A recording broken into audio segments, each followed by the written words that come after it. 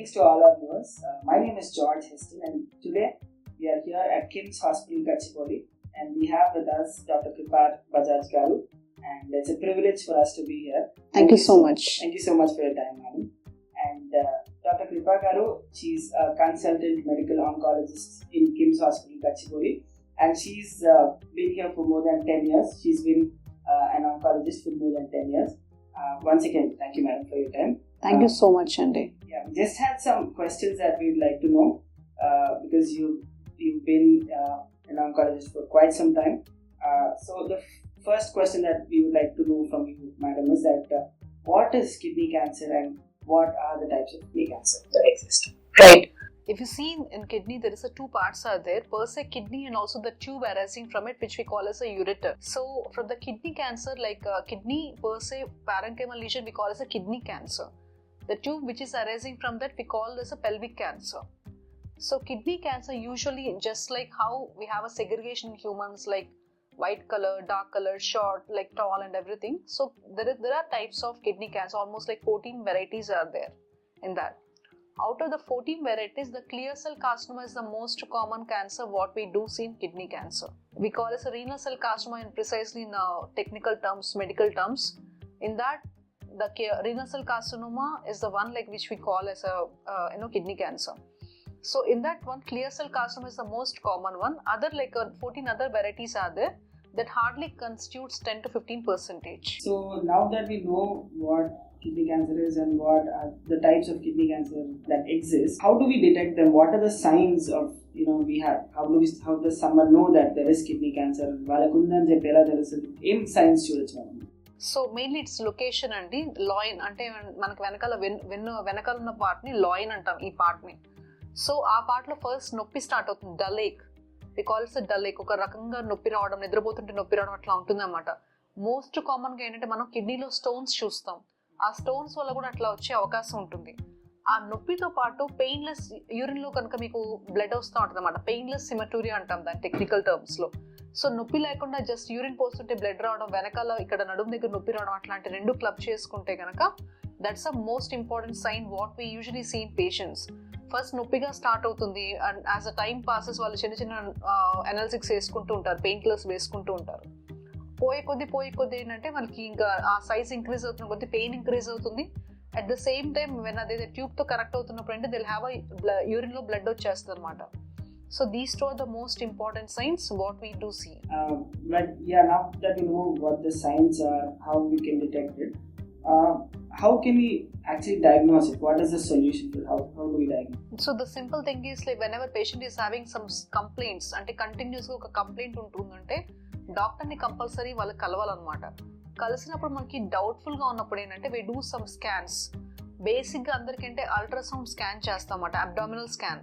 దానిలో we do see lump, అంటే ఇంత సైజ్ లంప్ కనిపించడం. అంటే for all the times all ultrasound abdomens we do definitely see the kidneys అండి. Kidney ఎంత సైజ్ ఉంది, రెండు ఎట్లా ఉన్నాయి, కరెక్ట్ గా ఉన్నాయి లేదా, దాని నుంచి ట్యూబ్స్ కరెక్ట్ గానే చూస్తూ ఉంటాం అనమాట. సో సింపుల్ అల్ట్రాసౌండ్ అబ్డామిన్ చేసుకుంటే మనకి ఆ బేసిక్ ఆన్సర్ వచ్చేస్తుంది. సో మనకు ఆ డయాగ్నోస్ చేయడం మనకు అర్థమైంది, కానీ how do we treat it madam? దానికి ట్రీట్మెంట్ ఏమైనా ఐఎమ్ షూర్ అవైలబుల్ ఉంది. సో ఈ మోడర్న్ టైమ్స్ లో మనకి what is the best treatment and what is the treatment available? Right. So మామూలుగా స్టేజెస్ గా డివైడ్ చేసుకుంటాం అండి క్యాన్సర్ ని. Stage 1 to stage 3, stage 4. So even stage 4 లో కూడా అంటే ఒక కపుల్ ఆఫ్ పార్ట్స్ లో ఉంటాం. కొంత పార్ట్ లో ఉంటే కనుక వి కాల్ as ఆలిగోమెటాస్టాటిక్ అంటాం అనమాట. అంటే ఏంటంటే కొన్ని చోట్ల మాత్రమే ఉంది, 1-2 చోట్ల ఉంది. ఏదైతే సర్జరీ తీయగలుగుతామో దాన్ని క్యూర్ చేసేయడానికి ట్రై చేస్తాం అనమాట. ఫర్ సపోజ్ రీసెంట్ గా ఒక పేషెంట్ ఉన్నారు, లెఫ్ట్ కిడ్నీలో ఒక మాస్ ఉంది, ఆల్మోస్ట్ 12 centimeters. కిడ్నీలో పెద్ద ఒక గడ్డ ఉంది. అక్కడి నుంచి ఇంకెక్కడా లేకుండా కరెక్ట్ గా లంగ్ లో ఉందన్నమాట. లంగ్ లో ఒక గడ్డ ఉంది, ఒక 4 centimeters గడ్డ ఉంది. ఇంత ఏంటి రెండు సపరేట్ గా ఉన్నాయని చెప్పి చూసుకుంటే రెండు కిడ్నీ క్యాన్సర్ లాగే వచ్చిందనమాట. మేము ఫస్ట్ కొంత ఇమ్యూనోథెరపీ ఇచ్చి ఆ తర్వాత కొంచెం సైజ్ తగ్గిన తర్వాత సర్జరీ చేసి మళ్ళీ ఇమ్యూనోథెరపీ మేము తీసుకున్నాం అనమాట. సో ఏదైనా క్యాన్సర్ క్యూర్ చేయాలి అంటే సర్జరీ కంపల్సరీగా ఉంటుందండి. సర్జరీ కాకుండా క్యూర్ చేసే ఆప్షన్ అంటూ ఉండదు. ఒకవేళ పేషెంట్ కి చాలా చోట్ల స్ప్రెడ్ అయింది, 1-2 చోట్ల అంటే ఇందాక చెప్పినట్లు మనం సర్జరీ చేసి తీయగలుగుతాం. అలా కాకుండా చాలా చోట్ల స్ప్రెడ్ అయ్యి కనుక ఉంటే కనుక కొన్ని టాబ్లెట్స్ ఉంటాయి, ఇంకోటి ఇమ్యూనోథెరపీ ఉంటుంది. ఇమ్యూనోథెరపీ అంటే మన ఓన్ బాడీలో ఇమ్యూనిటీని యాక్టివేట్ చేసి క్యాన్సర్ సెల్స్ ని చంపడానికి ట్రై చేస్తాం అన్నమాట. అదొకటి. సెకండ్ ఇంకోటి టీకే అంటే టాబ్లెట్స్ ఉంటాయి అనమాట. ఆ బ్లడ్ సప్లై, ఆ క్యాన్సర్ సెల్కి ఉన్న బ్లడ్ సప్లైని కొంచెం రిడ్యూస్ చేస్తే దానివల్ల అది రిగ్రెస్ అవుతాం అంటే సైజ్ తగ్గటం, చిన్న చిన్న సెల్స్ ఉన్నవంతా కూడా రిజాల్వ్ అవటం అవన్నీ జరుగుతూ ఉంటాయి అనమాట. So immunotherapy and targeted therapy ఈ రెండు కిడ్నీ క్యాన్సర్ కి సంబంధించిన ట్రీట్మెంట్. సో మీరు అన్నట్టు ట్రీట్మెంట్స్ అయితే అవైలబుల్ ఉన్నాయి, కానీ what is the success rate? I mean how risky it is, or I mean I understand that people will definitely opt for it when they have a diagnosed with cancer, but how confident can the patients be when they come to a doctor saying that this is my problem and me దీనికి diagnose చేయండి, treatment ఇవ్వండి, and ఎంత confidence ఉండొచ్చు? What is the success rate is what I'm trying to find out. Right. So usually kidney cancer అంటే stage 4లో కూడా కొంతవరకు మీకు success rate మంచిగా ఉంటుందండి, అంటే 85% అవుట్కమ్ బాగుంటుంది.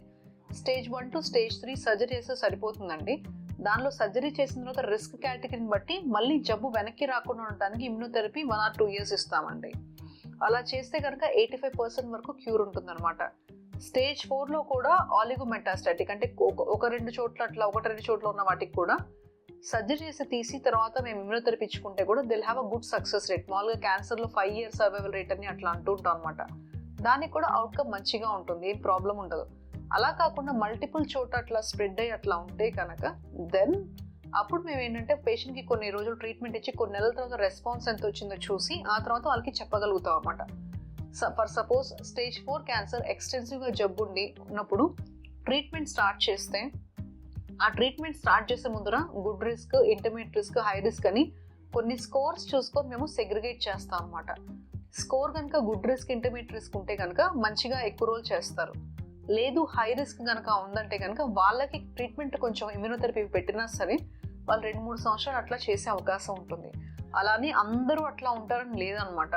ఎవరికైతే ఇందాక నేను చెప్పినట్టు ఎవరికైతే రెస్పాన్స్ బాగా వస్తుందో వాళ్ళు they do well for long time. Even ఎక్స్టెన్సివ్గా జబ్బు ఉన్న వాళ్ళు అట్లా ఉన్న వాళ్ళు కూడా ఆ ఇమ్యూనోథెరపీ కానీ టార్గెట్ థెరపీ కానీ తీసుకున్నప్పుడు రెస్పాన్స్ బాగా వస్తుంది కనుక వాళ్ళు చాలా ఎక్కువ సంవత్సరాలు చేసిన ఎవిడెన్స్ ఉందన్నమాట. అది. So one final question is that మనం చూసుకున్నాం, ట్రీట్మెంట్ చూసుకున్నాము, వస్తే మనకు ఎలా తెలుస్తుంది, సైన్స్ ఏంటి చూసుకున్నాము, కానీ ఇవన్నీ రాకముందు అది అవాయిడ్ చేయడానికి I'm sure as a doctor you would like to see less number of patients coming to you health wise ఈ క్యాన్సర్ లేకుండా.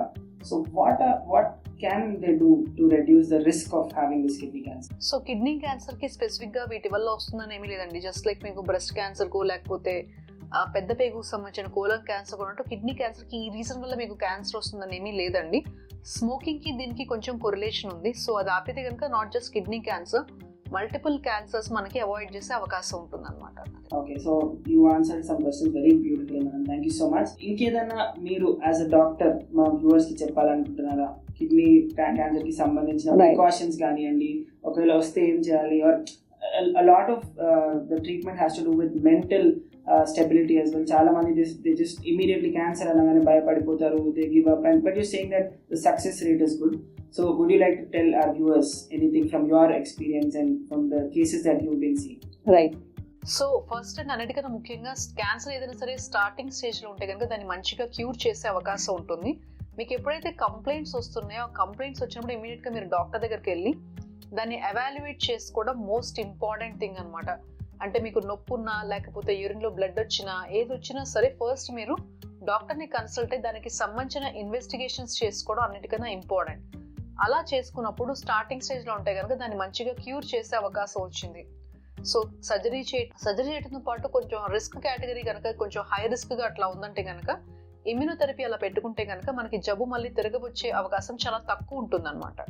అండ్ స్టేజ్ 4 వాళ్ళు కూడా అధైర్యపడకుండా మీరు ట్రీట్మెంట్ తీసుకోవడం చాలా ఇంపార్టెంట్. ట్రీట్మెంట్కి కనుక రెస్పాన్స్ బాగా వస్తుంటే చాలా ఎక్కువ సంవత్సరాలు చేసే అవకాశం ఉంటుంది. సో 1-2 చోట్ల పోతే క్యూర్ అయ్యే అవకాశం ఉంటుంది. లేదు ఎక్స్టెన్సివ్గా చాలా ఎక్కువ జబ్బు ఉందన్నా కూడా మీరు ఇప్పుడున్న ఆధునికమైన ట్రీట్మెంట్ ఏంటంటే ఇమ్యూనోథెరపీ కానీ టార్గెట్ థెరపీ కానీ క్లబ్ చేసుకొని తీసుకుంటే మీకు రెస్పాన్స్ బాగా వస్తుందంటే చాలా ఎక్కువ సంవత్సరాలు చేసే అవకాశం ఉంటుంది. ఇప్పుడంతా 5 years 6 years సర్వైవల్ కూడా మామూలుగా స్టేజ్ 4 ఎక్స్టెన్సివ్ క్యాన్సర్ వాళ్ళకి చాలా శాతం మందికి మంచిగా ఉంటుంది కాబట్టి మీరు వినియోగించుకోవాలి. ట్రీట్మెంట్ జరుగుతున్నప్పుడు కూడా సైడ్ ఎఫెక్ట్స్ అవన్నీ కూడా మీరు డాక్టర్కి ఎప్పటికప్పుడు కరెక్ట్గా చెప్తూ ఉండాలి. ఏ చిన్నది కూడా ఇగ్నోర్ చేయకుండా చెప్తేనే మనకు అన్ని విధాలుగా మంచిగా ఉంటుంది. రెస్పాన్స్ ఒక్కటే కాదు, క్వాలిటీ ఆఫ్ లైఫ్ కూడా చాలా బాగా మెయింటైన్ చేసుకోవాలి. ఓకే, మీకు ఈ ఇన్ఫర్మేషన్ అంతా యూస్ అవుతుందని చెప్పి మేము అనుకుంటున్నాం. Absolutely. Thank you so much. Definitely use అవుతుంది madam. Thank you so much for your time. అంత డీటెయిల్గా ఎక్స్ప్లెయిన్ చేసినందుకు, మా క్వశ్చన్స్ని చాలా ప్రొఫెషనల్గా మీరు ఆన్సర్ చేసినందుకు, అండ్ మా వ్యూవర్స్కి కూడా చాలా లేమన్ టర్మ్స్లో మీరు అర్థం చెప్పడం జరిగింది కాబట్టి thank you so much for your time. So I hope the viewers that are watching us would be benefited from what madam has shared. And Kripa garu, like I mentioned, she's a consultant medical oncologist at KIMS Hospital, Gachibowli. So they can, if they have any more concerns, queries, doubts, or questions, or a consultation, they can come here and consult the madam as well. Right. So thank you so much, madam. Any final words that you would like to say? Stay fit and stay healthy అండి. చక్కగా మీరు మన life style habits, అంటే cancer ప్రతిసారి కూడా మీ అందరికీ చెప్పేది అదే, స్వయం కృతాపరాధం అంటాం, అంటే self made self inflicted harm అనమాట ఇదంతా కూడా. So please avoid tobacco, avoid alcohol. Just if you're so addicted, just seek some help అండి. మీకు ఒకవేళ బాగా తాగాలని, బాగా తినాలి అట్లా అనిపిస్తున్నప్పుడు కూడా మీరు జస్ట్ డాక్టర్ కలిస్తే కనుక will be able to help you. అంటే స్మోకింగ్ క్విట్ చేయడానికి కానీ, లేకపోతే ఆల్కహాల్ కన్సంప్షన్ క్విట్ చేయడానికి కానీ, ఇంకేమైనా హెల్దీ లైఫ్ స్టైల్స్ మీరు ఏమైనా ఎక్వైర్ చేసుకోవాలనుకుంటే కనుక we're always ready to help you అండి. ఓకే, విత్ దిస్ మళ్ళీ ఇంకోటి, ఈ కిడ్స్ ప్లానింగ్ అప్పుడు కూడా చాలా lot of thoughts are there. So అది కూడా మీరు మమ్మల్ని. Thank you so much madam for your time. Thank you so much viewers for watching us. And like I said, madam is always available. Please take her appointment and you can come and see madam and ask any other doubts and questions. Thank you so much. Thank you so much.